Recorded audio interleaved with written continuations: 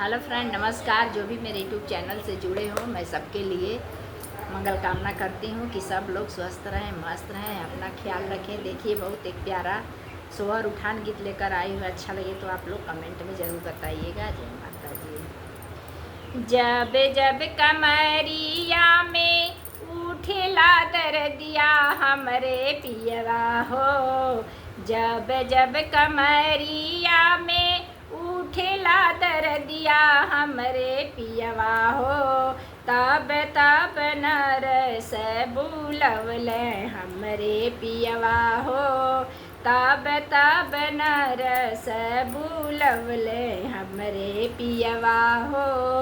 सासू जी आवेली देवता मनावे, अहो राम देवता मनावे मोरे पियवा हो, ऊनहु कने गए चुकावा हमरे पियवा हो, ऊनहु कने गए चुकावा हमरे पियवा हो।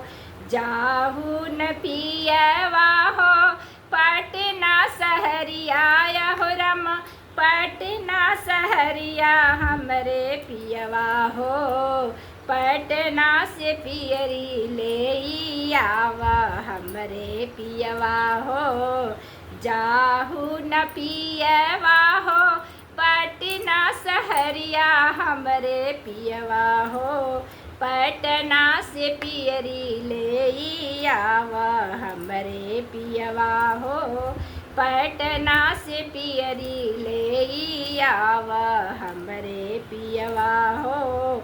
जब सासु पटना का पाई है पियरिया, हो रम पाई है पियरिया हमरे पियवा हो, जब जब सासु हो पई है पटना का पियरिया हमरे पियवा हो, जब मोरी सासु हो पई है पटना का पियरिया मोरे पियवा हो। हंसत घरे सासु जई है हमरे पियवा हो, हंसत घरे सासु जई है हमरे पियवा हो।